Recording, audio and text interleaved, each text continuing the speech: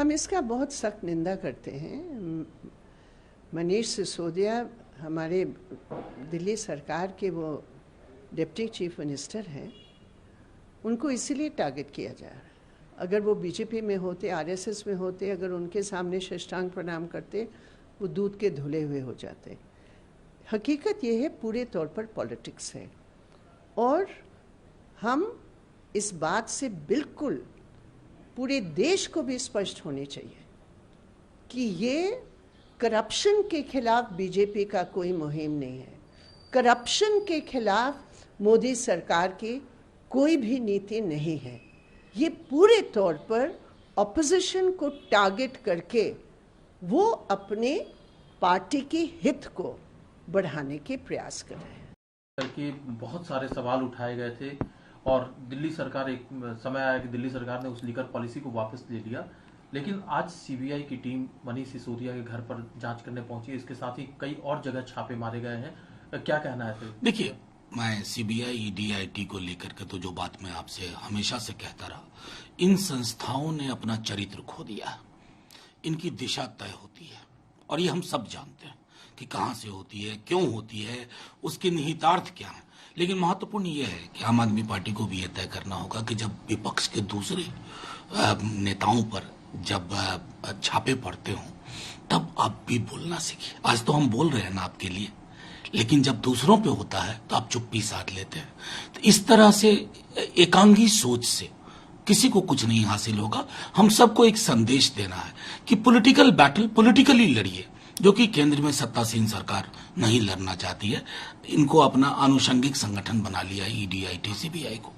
Sir, मुझे याद है पंजाब में जब कांग्रेस के नेताओं के खिलाफ जब कार्रवाई हो रही थी तो आम आदमी पार्टी के नेता इन्हीं सेंट्रल एजेंसीज के सपोर्ट में थे, लेकिन आज यही लोग कह रहे हैं, सिसोदिया जी कह रहे हैं कि हमने स्कूल बनवाए, वर्ल्ड क्लास फैसिलिटीज दी, बच्चों का भविष्य बना रहे हैं।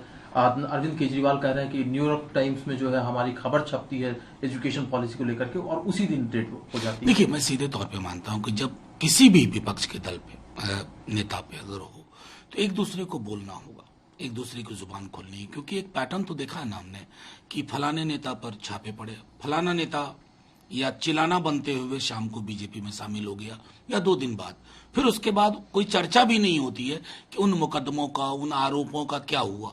तो ये अपने आप में कानून के राज के नाम पर एक बहुत बड़ा धब्बा है और इसलिए विपक्ष के तमाम दल एकांगी दृष्टिकोण से निकल करके एक दूसरे के लिए बोलना सीखे।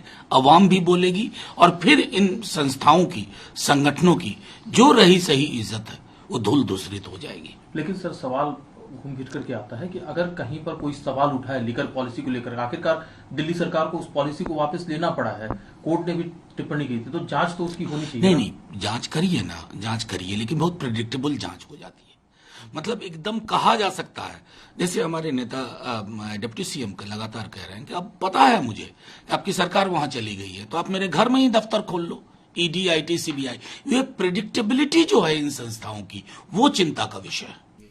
नहीं, ये तो सीबीआई और ईडी तो यही करते हैं।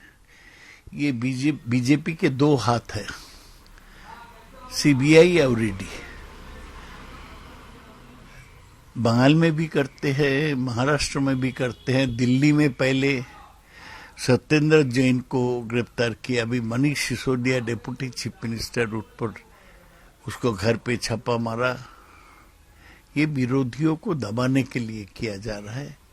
अभी तक कुछ मिला नहीं छापा मार का, और बीजेपी के नेता बोलते जा रहे हैं कि एक्साइज पॉलिसी को लेकर ये छापा है। ये सरासर गलत है। ये देश में नरेंद्र मोदी का जमाने में लोगों का, विरोधियों का अधिकार छीना जा रहा है और उसके बारे में सबसे सक्रिय है सीबीआई और ईडी।